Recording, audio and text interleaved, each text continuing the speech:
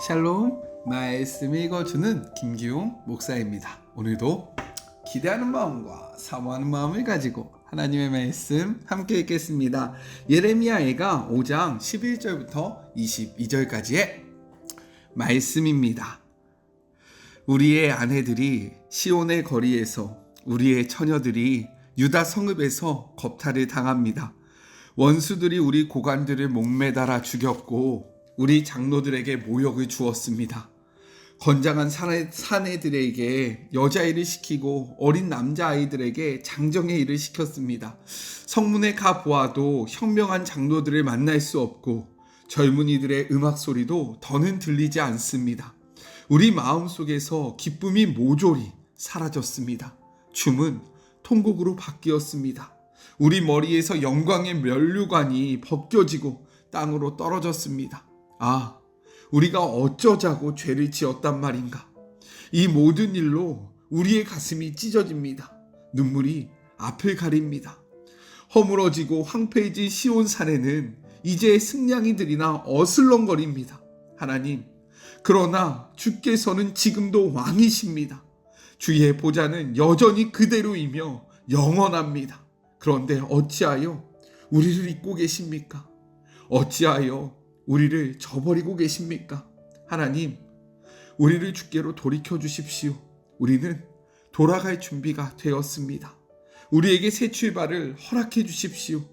그동안 주님은 너무도 잔인하게 우리를 내치셨습니다. 실로 우리에게 크게 노하셨습니다. 이것은 하나님의 말씀입니다. 오늘은 애가의 마지막 말씀을 함께 나누는 날입니다. 이 마지막 말씀은요, 내용상 세 부분으로 나눠서 생각해 볼 수 있어요. 먼저 첫 번째, 11절부터 15절, 샬롬이 없는 시온에 대해서 이야기를 하고 있습니다. 하나님이 떠난 예루살렘 시온에서 샬롬이 사라져요. 먼저 11절, 대적들이요, 여자들을 시온에서, 유다 도시들에서 처녀들을 욕보인다 라고 이야기합니다. 고대 사회에서 이런 강간은, 성폭행은요, 여성을 보호해야 할 남자들에게 굴욕감을 느끼게 하고 굴종하게 만드는 전술이었다라는 거예요. 민족 전체의 혈통을 제거하려는 목적도 가지고 있었습니다. 곧이어 여성이 당하는 폭력적인 치욕은요, 존경을 받아야 할 지도자와 사회의 영장자들, 즉 장로들에게로 옮겨집니다. 이들은요, 시민의 치안을 담당해야 할 책임들이 있는 자들이지만 그들을 보호할 만한 힘이 없었다라는 거예요. 12절, 지도자들은 대적들의 손에 매달렸고요, 장로들은 존경을 받지 못한다라고 이야기를 합니다. 이어서 청년들과 아이들의 노예적인 노동의 고통이 묘사되고 있어요. 13절의 말씀입니다. 청년들이 맷돌을 지며 아이들이 나무를 지다가 엎드려진다라고 이야기합니다. 메시지 성경에서는 청년들이 맷돌을 돌린다는 것이 청년들에게, 즉 건장한 남자들에게 여자의 일을 시키면서 수치스러움을 줬다라고 이야기하지만 사실 그러한 표현보다는요, 삼손이 블레셋 사람들에게 붙잡혀서 눈이 뽑힌 후에 감옥에서 큰 맷돌을 돌리지 않습니까? 여기서 돌리는 맷돌은 이것을 의미하는 것이 더 문맥상 맞는 표현입니다. 사람이 감당하지 못하는 그러한 맷돌이 짐승이 아니라 그 청년들이 지는 삶의 무게감을 느끼게 되었다라는 거예요. 여기서 더 나아가 나무짐 역시 감당하기 어려운 노동의 강도를 나타내고 있다라는 겁니다. 14절은요, 노인들은 성문에 앉지 못하고 청년들은 노래하지 못한다 라고 이야기를 합니다. 성문은요, 재판이 열리고 정치적인 결정을 하고 각종 사업의 공적인 업무가 행해지는 장소였다라는 거예요. 이곳에서 노인들, 곧 장로들이 없으니까 이 말은 무엇이냐면 사회의 안정성이 파괴되었다라는 겁니다. 사회가 불안정하니까 어떻게 됩니까? 미래의 주인공인 청년들이요, 삶의 기쁨을 빼앗겨서 더 이상 노래를 부를 수 없다, 아무런 희망이 보이지 않는다 라고 이야기를 하고 있는 거예요. 이렇게 예레미야 애가는요, 하나님이 떠난 삶의 모습이 어떠한지를 우리에게 분명하고 명확하며 자세하게 보여주고 있습니다. 이것이 바로 하나님을 떠난 자들의 삶의 모습이라는 거죠. 이 말씀 앞에 우리는 어떠한가요? 하나님의 말씀을 붙잡고 계십니까? 아니면 하나님을 떠나 내 마음대로 살고자 하고 있지는 않습니까? 애가의 말씀을 통해서요, 하나님을 붙잡는 삶을 살아가는 그 이유를 발견하고 하나님이 없는 삶의 모습이 어떠한지를 분명히 깨닫는 우리가 되었으면 너무나도 좋겠어요. 그래서 첫 번째 적용입니다. 평소 하나님을 떠난 삶은 어떻다라고 생각하셨습니까? 기쁨과 소망이 가득할 거라고 생각하지는 않으셨어요? 그런데 애가의 말씀을 묵상한 후에 하나님을 떠난 삶의 모습이 어떠할 것 같은지 한번 생각해 보시고요. 어떠한 상황 속에서도 우리의 생명 되시며 우리의 구원이신 하나님을 떠나지 않기를 소망하는, 하나님과 동행하는 우리 모두가 되기를 간절히 소망합니다. 둘째, 16절부터 18절 죄에 대한 고백의 내용이 담겨져 있어요. 백성들을 대표하는 선지자는요, 하나님께 드렸던 그 춤이 고통으로 바뀐 사실, 이 현실, 그리고 즐거움이 사라진 이 모습, 영광의 면류관이 떨어진 현실을 토로하면서 이 모든 원인이 자신들에게 있음을 토로하고 있습니다. 16절의 말씀이에요. 우리의 머리에서 면류관이 떨어졌사오니 오호라, 우리의 범죄 때문이다 라고 이야기를 합니다. 나아가서 17절, 자신들의 죄 때문에 눈이 어두워서 하나님의 은혜와 능력을 바라보지 못하였다 라고 고백하고 있다라는 거예요. 탐욕의 눈이 멀어서요, 우상을 숭배했고 우상의 나라를 의지하게 되었다라는 겁니다. 그 결과 순례자들이 가득했던 성전에 황폐해져서 이제는 여우만 가득한 황량한 곳이 되었음을, 그리고 이 모든 책임은 바벨론 때문에 그런 거다, 아수르 때문에 그런 거다, 북이스라엘 때문에 그런 거다 라고 이야기하는 것이 아니라 나의 죄 때문에 그렇습니다 라고 고백하고 있다는 겁니다. 이렇게 선지자는요, 절망의 상황 속에서 하나님 앞에 핑계와 이유를 대지 않아요. 오히려 어떻게 합니까? 진실되게 자신의 삶의 모습을 고백하며 회개하고 있다는 거예요. 애가를 마무리하면서 저자는요, 우리의 삶 속에서 핑계대는 것이 아니라 잘못을 인정하며 삶을 돌아보며 죄악된 길에서 벗어나는 진정한 회개가 우리에게 필요함을 분명하게 보여주고 있다는 겁니다. 그래서 두 번째 적용이에요. 회개가 무엇이라고 생각하십니까? 하나님 앞에 어떠한 회개를 하고 계세요? 회개보다는 하나님 앞에 핑계대며 죄악의 책임을 다른 사람에게 떠넘기고 있지는 않습니까? 하나님 앞에서 우리의 죄악을 인정하고 진심으로 회개하기를 소망합니다. 마지막 셋째, 19절부터 22절, 구원에 대한 소망의 호소, 구원에 대한 호소가 담겨져 있어요. 자신의 죄로 인해서 사회의 모든 구성 요소가 망가져지는 이러한 심판이 유다에게 임했고, 이렇게 이 모든 것들은 나의 죄 때문이다 라고 고백한 뒤에 마지막으로 이 애가는요, 무엇으로 마무리하는지 아십니까? 기도로 마무리하고 있다라는 거예요. 그런데 중요한 것은 이 기도는 희망을 가져보려고 안간힘을 쓰지만 잘 되지 않는 현실 속에 절망감을 포함하고 있는 그러한 기도의 내용이 담겨져 있다라는 겁니다. 여기서 한 걸음 더 나아가서 그는 이렇게 이야기해요. 하나님께서 너무 오랫동안 자신들을 잊지 말기를 호소합니다. 20절의 말씀이에요. 주께서 어찌하여 우리를 영원히 잊으시오며 우리를 이같이 오래 버리십니까? 라고 이야기하고 있어요. 이스라엘이 하나님께 도와달라고 외쳐보지만 자신들은 그 아무것도 할 수 없는 현실이라는 것을 인식한다라는 거예요. 그래서 하나님 앞에 이렇게 기도하는 거예요. 21절의 말씀, 여호와여 우리를 주께로 돌이키소서. 그러하시며 우리가 주께로 돌아가겠사오니 주의 날들이 다시 새롭게 하사 옛적 같게 하소서라고 이야기합니다. 이 말이 무엇이에요? 우리의 능력으로는 하나님 앞에 돌아갈 수 없다라는 거예요.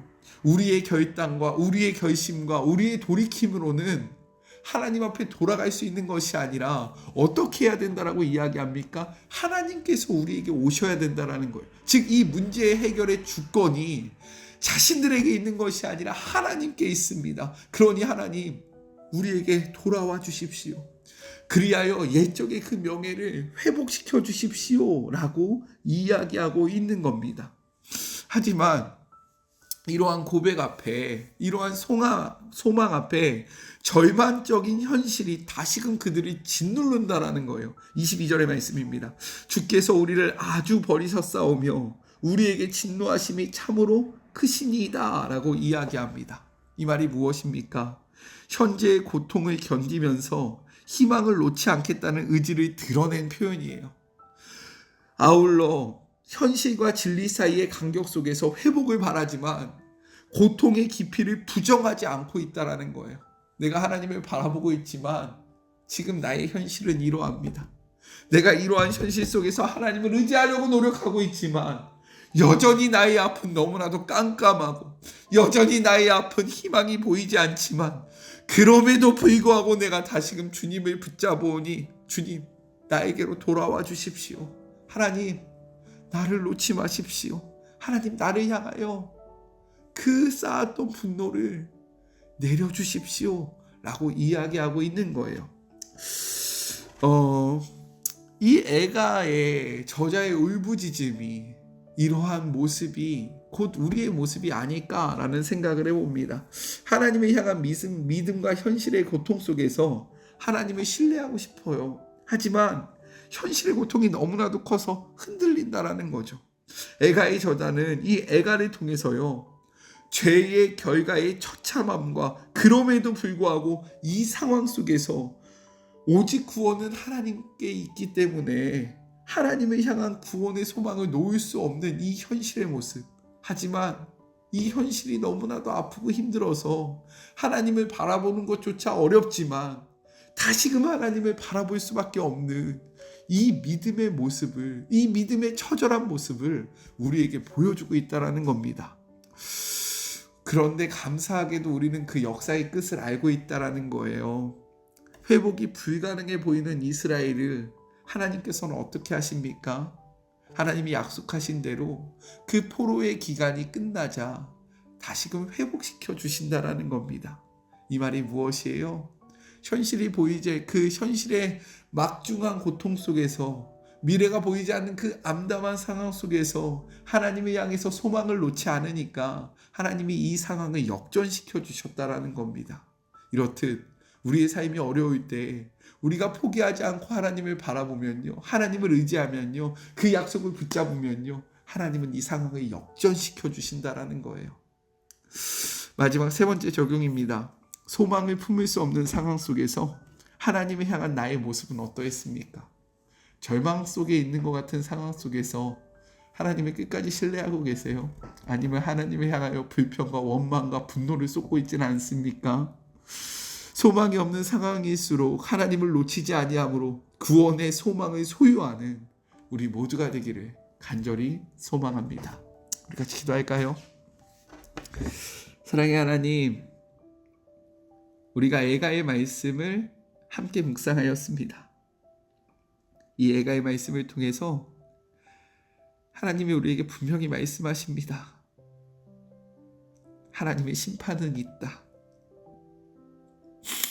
하나님의 말씀은 반드시 우리의 삶에서 이루어진다. 아휴, 이렇게까지 하시겠어? 라는 이러한 아니한 생각으로 말씀을 바라보면 그 말씀 앞에 처절한 몸부림을 치는 날이 올 것이다. 그러나 이 모든 일은 우리의 죄악으로 말미암은 일이고 이 모든 일은 우리가 주님을 떠났기 때문에 이루어진 일이다. 그리고 다시금 이 삶에 회복되는 건 역시 나에게 달려있는 것이 아니라 하나님의 전적인 주권과 하나님의 전적인 의지와 하나님의 전적인 능력에 달려있는 것이다 라고 이야기하는 이 애가의 메시지를 우리에게 들려주심에 감사합니다. 애가를 묵상하며 하나님의 말씀을 무겁게 그리고 나에게 주시는 말씀으로 받아들이는 주의 모든 자녀들 되게 하여 주시고 이 애가의 말씀 앞에 우리가 핑계대고 변명하고 책임을 전가하는 것이 아니라 제가 죄인입니다 라는 진심 어린 회개를 하는 주의 모든 자녀들 되어 암울한 상황 속에서도 하나님을 바라봄으로 다시금 소망을 얻고 희망을 얻는 주의 모든 자녀들 되게 하여 주시옵소서. 이제는 우리 주 예수 그리스도의 은혜와 하나님의 그 크신 사랑하심과 성령님의 교통하심이 애가의 말씀을 통하여 말씀은 이루어진다라는 사실과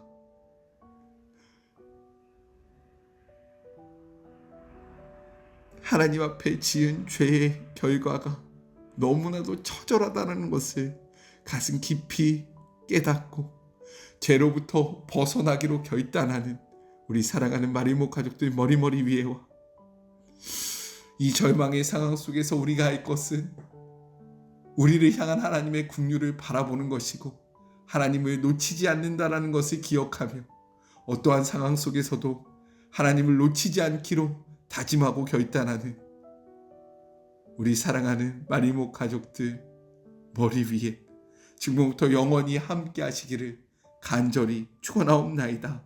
아멘. 네, 이 애가의 메시지가 우리에게 주는 울림이 있기를 소망합니다.